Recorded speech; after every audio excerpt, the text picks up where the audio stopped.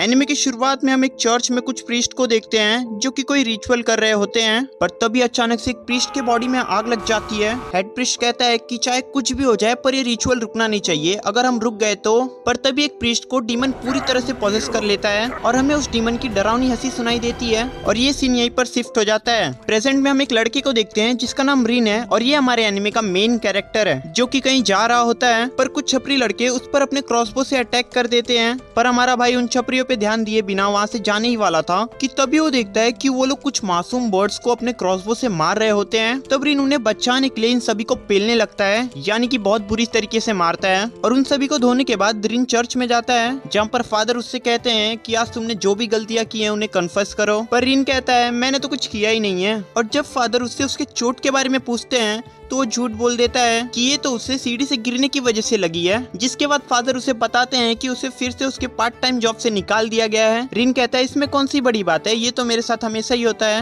तब फादर उसे डांट लगाते हैं और कहते हैं कि एक दिन तुम्हें भी चर्च छोड़कर जाना होगा और तुम्हें खुद अपने दम पर अपनी बाकी की जिंदगी जीनी होगी और ये मेरी जिम्मेदारी है कि मैं तुम्हें उसके लायक बनाऊं, या फिर अगर तुम्हें ऐसे ही रहना है तो तुम मेरी तरह एक प्रीस्ट बन सकते हो। हैं, मुझे इस पूजा पाठ से दूर रखो, मुझसे ये नहीं होने वाला। इसके बाद यहाँ पर यूकी आता है जो कि रिन का जुड़वा भाई है। कहने का तो दोनों जुड़वा है पर देखने जाए तो दोनों की हरकतें बिल्कुल ही एक दूसरे से अलग है। जहाँ एक बहुत ही शांत और पढ़ाई में बहुत ही अच्छा है, वहीं दूसरा जो कि एक नल्ला बेरोजगार है और बस मुसीबतें खड़े करता है। ये सारी बातें वहीं पास में खड़े काम करने वाले बोल रहे थे। उनकी ये बातें सुनकर रिन बहुत ही ज्यादा गुस्सा हो जाता है और उन सभी से कहता है चुप हो जाओ, और उसके ऐसा कहते ही वहीं पास में रखे हीटर के अंदर ब्लू कलर की आग लग जाती है।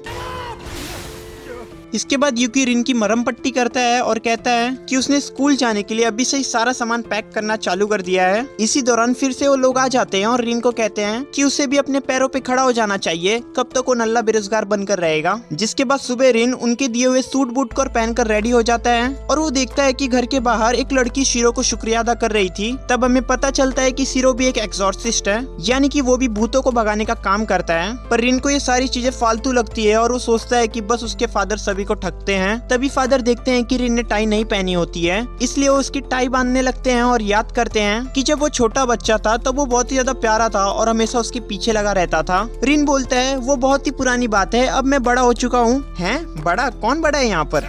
क्या तुम अपनी बात कर रहे हो?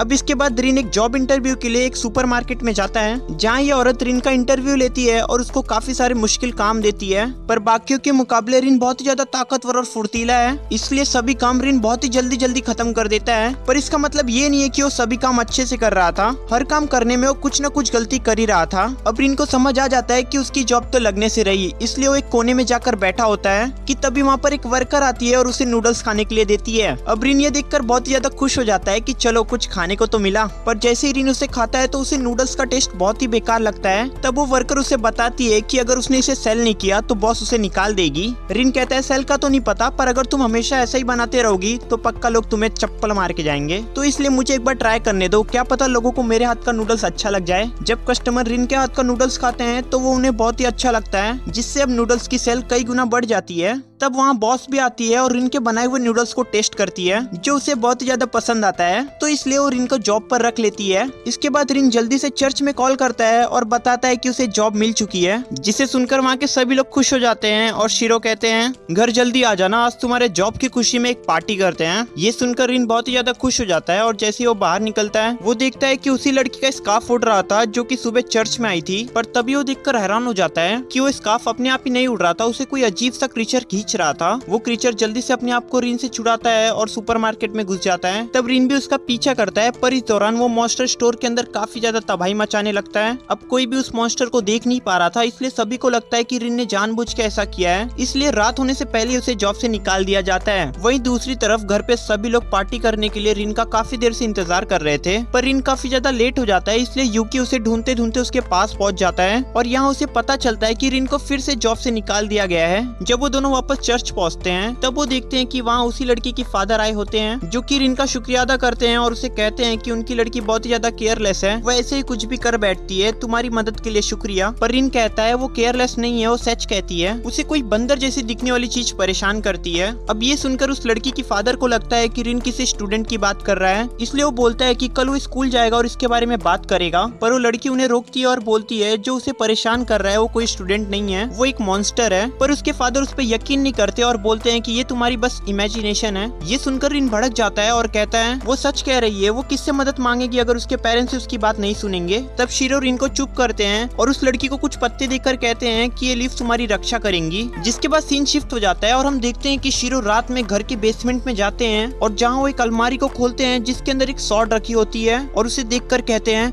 मेरा शक सही निकला। जब रिन सुबह उठता है तब उसे आसमान में कुछ अजीबोगरीब कीड़े उड़ते हुए दिखते हैं, पर जब वो बाहर निकलता है तब वो देखकर हैरान हो जाता है कि कोई भी इन चीजों पर ध्यान ही नहीं दे रहा है। तभी वहाँ पर वो सभी लड़के आ जाते हैं जिन्हें रिन ने शुरुआत में धोया था। वो रिन से बात करना चाहते थे इसलिए उसे अपने साथ चलने बोलते हैं और हमारा भाई बिना डरे उनके साथ एक सुनसान जगह पर चले जाता है। सफेद बाल वाला लड़का कहता है ये लो कुछ पैसे। रिन समझ नहीं पाता है कि वो उसे पैसे क्यों दे रहा है। तब वो लड़का बोलता है कि वो भी उसी स्कूल में जा रहा है जहाँ पर उसका भाई जा रहा है और वो वहाँ पर उसे बहुत ही ज्यादा परेशान करने वाला है, तो इसलिए तुम कुछ पैसे लो और अपना मुंह बंद रखना। तब रिन बोलता है तुम जैसे छपरियों के पैसे मुझे नहीं चाहिए और अगर तुमने यूकी को हाथ भी लगाया तो समझ जाना तुम्हारे साथ क्या होगा। पर वो यूकी के बारे में उल्टा सीधा बोलने लगता है, इसलिए रिन उसे एक जोरदार मुक्का खींच के मारता है और वो पीछे जाकर गिरता है। पर तभी अचानक उसके बॉडी के अंदर से बहुत सारे कीड़े निकलने लगते हैं और वो लड़का एक खतरनाक मॉन्स्टर में ट्रांसफॉर्म होने लगता है। पर ये सारी चीजें बस रिन ही देख पा रहा था। उस लड़के के सभी साथी रिन को पकड़ के जमीन पे पटक देते हैं और वो लड़का एक गर्म लोहे की रॉड लेता है और रिन के ऊपर हमला करने जाता है कि तभी रिन चिल्लाने लगता है और अचानक से उसके अंदर से बहुत सारी ब्लू फ्लेम निकलने लगती है। ये देखकर उस लड़के के सभी साथी वहाँ से डरकर भाग जाते हैं, पर रिन देखता है कि उसको फ्लेम से कुछ भी नहीं हो रहा है। तभी उस लड़के की आवाज बदल जाती है और वो मॉन्स्टर की आवाज में बोलता है मुझे पता था कि आप ही हैं वो, मैं गलत नहीं हो सकता मेरे मास्टर, मेरा नाम एस्ट्रोथ है। तो चलिए मास्टर, लॉर्ड सेटन आपका इंतजार कर रहे हैं, हमारे साथ हेल चलिए। तो बेसिकली सेटन डीमंस का गॉड होता है और हेल का किंग भी, और हमारा भाई रिन उसी का बेटा होता है। और ये सब कब और कैसे हुआ इसके बारे में हम आगे जानेंगे, तो वीडियो में एंड तक बने रहना। डीमन रिन को लेकर जाने की बात कर ही रहा था कि वहाँ पर शीरो आ जाता है। शीरो को देखकर डीमन बहुत ज्यादा गुस्सा हो जाता है और उनके ऊपर अटैक करने जाता है, पर शीरो उसे बहुत ही आराम से हरा देते हैं और अपने बाइबल का यूज करके डीमन को उस लड़के के बॉडी से निकाल देते हैं। वो रिन से कहते हैं कि उन्होंने डीमन को इस बॉडी से निकाल दिया है तो डरने की कोई बात नहीं है। जिसके बाद वो बताते हैं कि ये दुनिया 2 डायमेंशन में बटी हुई है जो कि एक दूसरे से जुड़ी हुई है। डीमन आसानी से हमारे डायमेंशन में आ नहीं सकते और हम भी उनके डायमेंशन में कांटेक्ट नहीं कर सकते, लेकिन कुछ डीमंस होते हैं जो कि बहुत ही पावरफुल होते हैं और वो बुरे लोगों पे बहुत ही आसानी से कब्जा कर लेते हैं। रिन को समझ नहीं आ रहा था कि यहाँ पर क्या हो रहा है और वो डीमन उसका पीछा क्यों कर रहा था। तब शीरो उसे बताते हैं कि वो उनका नहीं बल्कि डीमन लॉर्ड सेटन का बेटा है। जिसके बाद शीरो रिन को वापस चर्च लेकर जाने लगते हैं। जाते समय उनके रास्ते में बहुत सारे डीमंस आने लगते हैं। शीरो बताते हैं कि ये सब तुम्हारे लिए आए हैं, हमें जल्दी से चर्च पहुंचना होगा क्योंकि जैसे जैसे रात होगी इनकी ताकत और भी बढ़ती जाएगी। वो दोनों जैसे ही चर्च पहुंचते हैं तो एक प्रीस्ट उनको बताता है कि चर्च को मैजिकल बैरियर से घेर दिया गया है, पर लगता नहीं कि ये भी डीमंस को सुबह तक रोक पाएगा। फादर उसको ऑर्डर देते हैं कि चर्च के चारों तरफ होली वाटर को फैला दो और किसी भी डीमन को अंदर मत आने दो।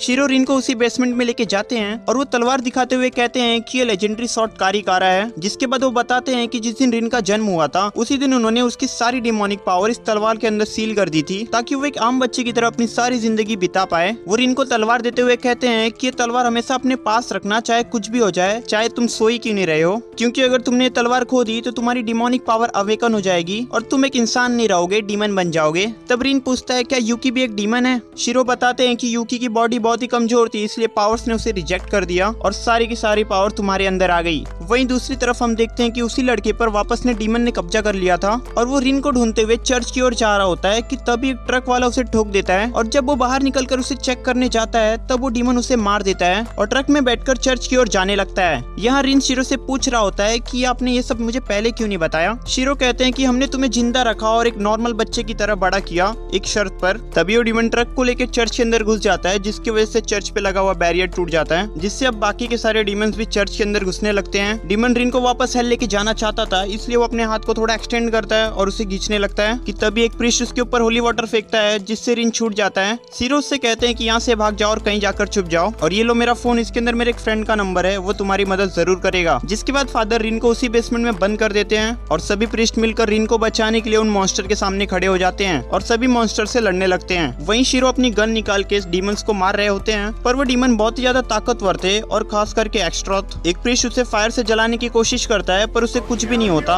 और एस्ट्रोथ उसे बहुत ही आराम से हरा देता है। जिसके बाद वो अपने डिमोनिक फॉर्म में आ जाता है और वो प्रीस्ट को मारने वाला था कि तभी पीछे से रिन आता है और किसी चीज से उसे खींच के मारता है और फादर से कहता है कि अभी उसकी बात खत्म नहीं हुई है। वहीं एस्ट्रोथ कहता है कि आप क्या कर रहे हैं मास्टर, मैं आपके साथ हूँ। जिसके बाद शीरो फिर से उस लड़के के बॉडी से डीमन को निकाल देते हैं और बाकी प्रीस्ट को उसके ऊपर एक सील लगाने बोलते हैं ताकि वो डीमन फिर से इस बच्चे के ऊपर हावी ना हो। शीरो रिन से कहते हैं कि वो डीमन सिर्फ तुम्हारे पीछे लगा है तो हमें तुम्हें छुपाना होगा, पर रिन को लगता है कि वो सब बस उससे पीछा छुड़ाना चाहते हैं। तब रिन कहता है कि मैं यहाँ से चला जाता हूँ। फादर उसे रोकने की कोशिश करते हैं पर वो रुकता नहीं और गुस्से में कहता है कि आप कब तक नाटक करोगे कि हम एक फैमिली हैं। और ये सुनने के बाद फादर उसे एक चाटा मारते हैं और रिन वहाँ से जाने लगता है। तभी हम देखते हैं कि फादर को डीमन लॉर्ड सेटन पॉसेस कर लेता है और रिन से कहता है कि मैं तुम्हारा असली फादर हूँ और तुम मेरे होकर ही रहोगे। रिन को बचाने के लिए कुछ प्रीस्ट आगे बढ़ने लगते हैं तो सेटन अपनी ब्लू फ्लेम से उन्हें जला देता है। सेटन शीरो की एक उंगली उखाड़ कर सामने खून गिरा देता है और उनके डायमेंशन का दरवाजा खोल देता है जो कि सीधा सेटन की दुनिया में जाती है। वो रिन से कहता है कि आज तुम्हारा एक डीमन के रूप में पुनर्जन्म होगा, आ जाओ मेरे बेटे मेरे साथ चलो। जिसके बाद वो रिन को घसीट कर लेके जाने लगता है और कहता है तुम्हारे पास मेरी पावर है और तुम्हारी बॉडी इस दुनिया की है, तुम बहुत ज्यादा स्पेशल हो। जिसके बाद वो दोनों धीरे धीरे दूसरे दुनिया में जाने लगते हैं पर तभी अचानक शीरो अपनी बॉडी को फिर से कंट्रोल कर लेता है और खुद की जान ले लेता है। रिन समझ जाता है कि उसके फादर ने उसे बचाने के लिए अपनी जान दी है। वो अपने फादर के बलिदान को ऐसे ही जाया नहीं जाने दे सकता था, इसलिए रिन सभी डीमन से लड़ने के लिए अपनी तलवार बाहर निकालता है और उसे निकालते ही वो अपने डीमन फॉर्म में आ जाता है। जिसके बाद वो अपने पावर्स को यूज करता है और गेट के साथ साथ सभी डीमन को एक ही बार में मार देता है। इसके बाद सुबह हो जाती है और रिन अपने घुटने पर बैठकर रो रहा होता है क्योंकि उसके फादर अब नहीं रहे। तभी वहाँ पर यूकी भी आ जाता है और वो देखता है कि यहाँ पर क्या क्या हुआ है। जिसके बाद सीन शिफ्ट हो जाता है और हम देखते हैं कि सभी लोग शीरो का फ्यूनरल अटेंड कर रहे होते हैं और सभी लोगों के जाने के बाद भी रिन उनके ग्रेव के सामने खड़ा होता है और शीरो के कहे गए सभी बातों को याद करता है। जिसके बाद वो शीरो के दिए हुए फोन से कॉल करता है और कॉल करते उसे बहुत सारे ब्लैक सूट वाले लोग घेर लेते हैं और तभी वहाँ पर मफिस्टो आता है और बताता है कि तुम्हारे फादर मेरे बहुत ही अच्छे दोस्त थे, अब क्योंकि तुम एक डीमन लॉर्ड के बेटे हो तो तुम्हारे पास दो ऑप्शन है, या तो हम तुम्हें अभी यहाँ पर मार दे या फिर तुम हमें मार के यहाँ से चले जाओ। तब रिन कहता है मैं कोई डीमन लॉर्ड का बेटा नहीं हूँ, मेरे सिर्फ एक ही फादर थे और उनका नाम शीरो फुजीमोटो है। वो आगे कहता है कि मैं भी एक एक्सॉर्सिस्ट बनना चाहता हूँ और सेटन को जान से मारना चाहता हूँ। जिसे सुनकर मफिस्टो जोर जोर से हंसने लगता है।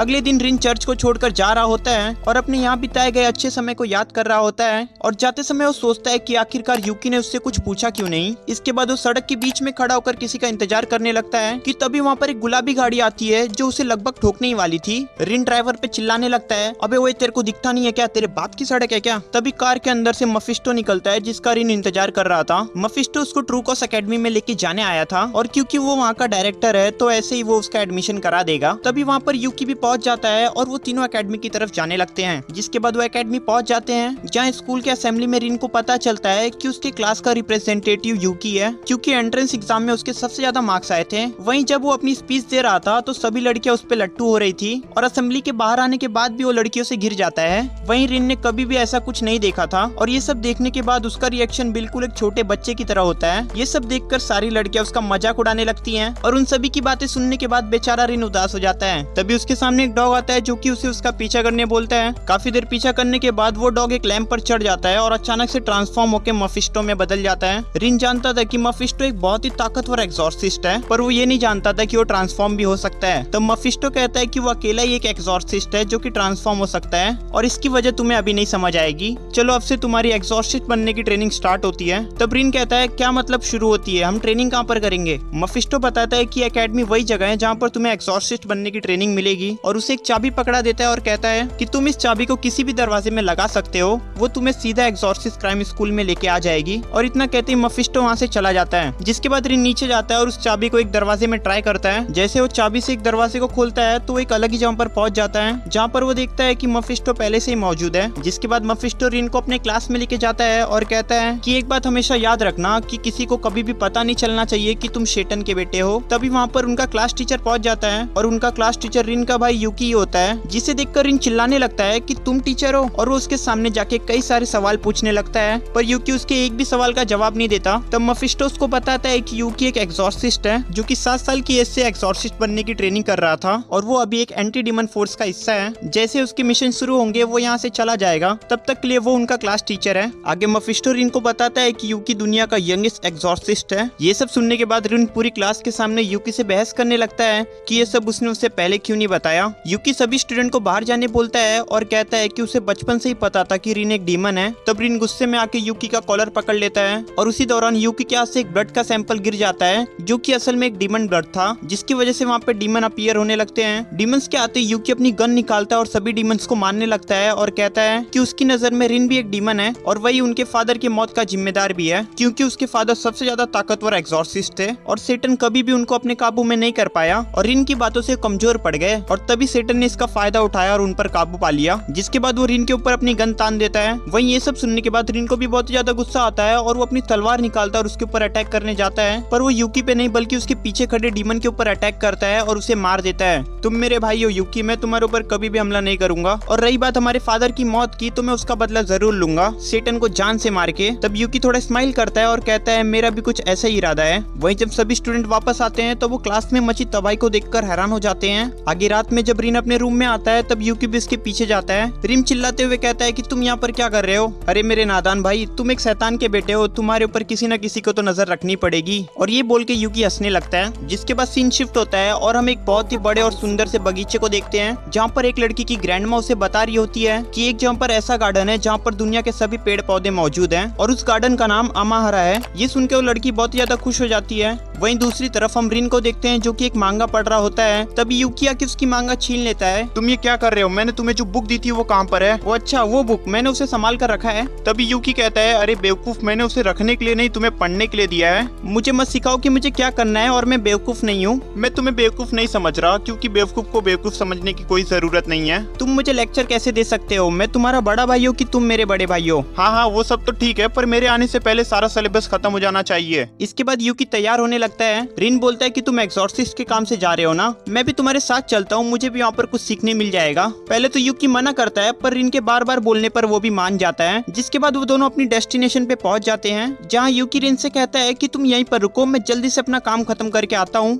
तुमने सुना ना मैंने क्या कहा, यहाँ से हिलना भी मत। जिसे सुनकर रिन आग बबूला होने लगता है और उसके जाते ही उसके पीछे चले जाता है, जहाँ उसे सामने एक बड़ा सा गेट दिखाई देता है जो कि डीमन प्रोटेक्टेड था। तो जैसे ही रिन उसे छूता है तो उसे जोर का झटका लगता है, पर रिन की ताकत इतनी ज्यादा थी कि वो गेट भी टूट जाता है। गेट को टूटता हुआ देखकर ये लड़की जिसका नाम सैमी है वो समझ जाती है कि रिन एक डीमन है। रिन को अपने पास आता हुआ देखकर सैमी वहाँ से भागने की कोशिश करती है, पर पैरों में कुछ होने की वजह से वो चल भी नहीं पा रही थी। वहीं दूसरी तरफ सैमी की मदर यूकी को बताती है कि सैमी की हालत दिन पर दिन खराब होते जा रही है, अगर ऐसा ही चलता रहा तो वो नहीं बच पाएगी। यहाँ ब्रिन और सैमी एक दूसरे से बात करने लगते हैं और सैमी उसको डीमन बोलने के लिए उससे माफी मांगती है और दोनों एक दूसरे को अपना इंट्रोडक्शन देते हैं। जिसके बाद यहाँ पर यूकी और सैमी की मदर आ जाती है और वो सैमी को अपने पैरों को यूकियो को दिखाने बोलती है। यूकी जब उसके पैरों को देखता है तब वो समझ जाता है कि ये एक डीमन का काम है। सैमी की मदर को लगता है कि शायद उसकी बेटी पोजेस्ड है, पर यूकी कहता है कि वो डीमन इतना पावरफुल नहीं है कि किसी भी ह्यूमन को पोजेस कर पाए। वो कोई ऐसा डीमन है जो कि प्लांट्स और ग्रास को पोजेस करता है। वो जमीन से होते हुए सैमी के पैरों तक पहुंच गया होगा और उसके पैरों के थ्रू अब उसकी सोल को धीरे धीरे खत्म कर रहा है। उस डीमन की बॉडी पक्का यहीं पर इस गार्डन में है। तुमने जरूर कभी उस डीमन से बात की होगी सैमी, याद करो। पर सैमी कहती है कि उसने कभी भी किसी भी डीमन से बात नहीं की है। तभी उसकी मदर कहने लगती है कि मुझे पता था कि ये सब तुम्हारी दादी की वजह से हो रहा है। सैमी चिल्ला के कहती है कि इसके अंदर दादी की कोई भी गलती नहीं है, पर तभी कमजोरी की वजह से वो वहीं पर गिर जाती है। इसके बाद उसकी मदर यूकी और रिन को बताती है कि सैमी की दादी की मौत के बाद सैमी ऐसी ही है। उसने स्कूल जाना छोड़कर सारा दिन गार्डन में बैठना शुरू कर दिया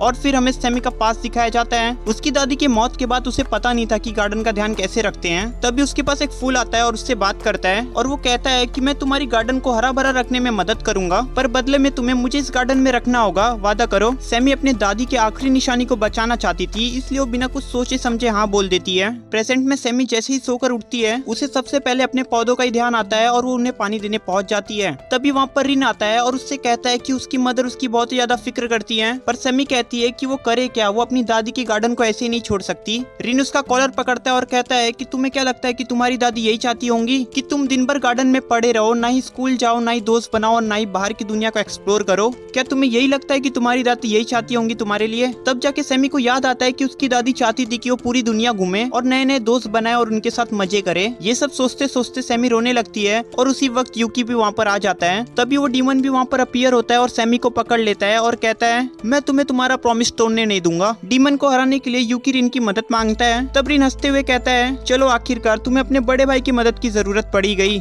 रिन अपनी तलवार निकालता है और डीमन के ऊपर हमला करने जाता है, पर बार बार वो डीमन सैमी को अपने सामने ला दे रहा था, जिसकी वजह से रिन उसके ऊपर अटैक नहीं कर पा रहा था। तब यूकी कहता है कि रिन पीछे हट जाओ, मेरे पास कोई भी चारा नहीं है, मुझे दोनों को ही शूट करना होगा। डीमन को लगता है कि वो फेक रहा है और वो कहता है कि तुम एक बच्ची को नहीं मार सकते। तब यूकी कहता है क्या तुम्हें सच में ऐसा लगता है? मैं ऐसा नहीं कर सकता। और ऐसा कहते ही यूकी उसके ऊपर गोली चला देता है। जैसे ही सैमी को गोली लगती है वो डीमन उसे छोड़ छाड़ कर भागने लगता है। तब रिन उसे अपने तलवार के एक ही स्ट्राइक में मार देता है। यूकी सैमी से कहता है कि तुम्हारे पैर अब ठीक हो चुके हैं, खड़े होने की कोशिश करो। तभी वहाँ पर उसकी मदर भी आ जाती हैं, जो कि उसे खड़ा होते हुए देखकर बहुत ज्यादा इमोशनल हो जाती हैं और थोड़ी बहुत बातें करने के बाद वो दोनों गले लग जाते हैं। जिसके बाद यूकी रिन से कहता है कि उसके गन में जो गोलियां थी वो नकली थी। अगले दिन रिन क्लास में सोते सोते एक सपना देख रहा होता है। वो सपने में एक बहुत ही कूल एंट्री मारता है और बहुत सारे ज़ॉम्बीज को एक ही बार में मार देता है। सैमी उसको बचाने के लिए शुक्रिया करती है और बहुत सारी लड़कियां भी उसकी तारीफ करने लगती हैं। तभी प्रेजेंट में टीचर आके उसे उठा देते हैं। वहीं ये सारी चीजें पीछे से एक लड़का बड़े गुस्से में देख रहा था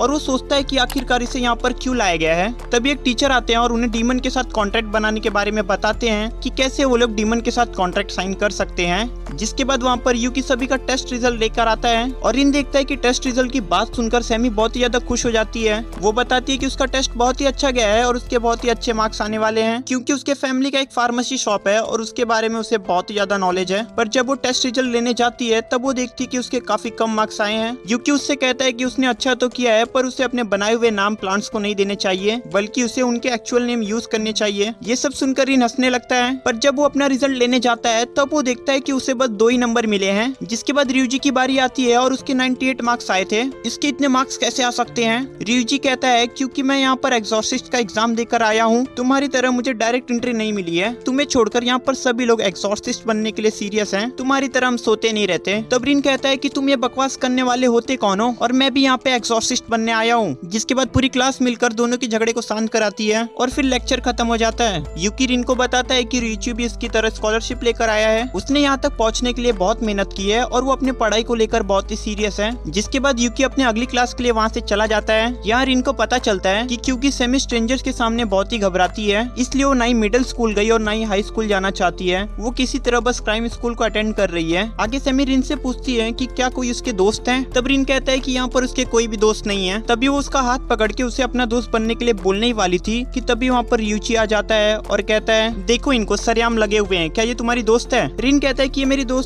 कुछ नहीं है। ये सुनकर सैमी को बहुत ही बुरा लगता है। इसके बाद फिर से उन दोनों के बीच बहस शुरू हो जाती है। जिसके बाद सीन शिफ्ट होता है और हम देखते हैं कि फिजिकल ट्रेनिंग के वक्त रिन और रियूजी डीमन मॉन्स्टर से बचकर भाग रहे थे। ये देखकर उसके दोस्त कहते हैं कि रियूजी काफी तेज है और रिन तो उससे भी तेज निकला। ये सुनकर रियूजी भड़क जाता है और रिन को एक खींच कर लात मारता है। अब वो डीमन रियूजी के काफी पास आ चुका था और उस पर अटैक करने ही वाला था कि तभी वहाँ पर टीचर आ जाते हैं और उसे पीछे खींच लेते हैं। जिसके बाद वो दोनों के बीच फिर से बहस छिड़ जाती है। रियूजी कहता है कि तुमसे हारने से अच्छा मैं मरना पसंद करूंगा और आखिरकार वहाँ पर टीचर को आके उन्हें अलग करना पड़ता है। टीचर रियूजी को साइड में लेके जाते हैं और कहते हैं कि तुम इस एकेडमी के सबसे होनहार स्टूडेंट हो, अगर तुम ऐसे ही लड़ते रहोगे तो तुम्हारे लिए ठीक नहीं होगा। रियूजी कहता है कि एक झगड़े में दोनों बराबर के जिम्मेदार होते हैं, तो कोई उसे क्यों नहीं समझाता। तब टीचर उससे कहते हैं कि रिन थोड़ा स्पेशल है, डायरेक्टर ने हमें इन सभी चीजों के लिए मना किया है। वहीं रियूजी के दोस्त रिन को बताते हैं कि रियूजी का बस एक ही सपना है कि वो सैटर्न को हराना चाहता है। रिन सोचता है कि ये तो मेरी तरह है, क्या इसके साथ भी सैटर्न ने कुछ किया है? तब उसके दोस्त उसको आगे बताते हैं कि रियूजी अपने टेम्पल को वापस से बनाना चाहता है, जो कि ब्लू नाइट के दिन तबाह हो गया था।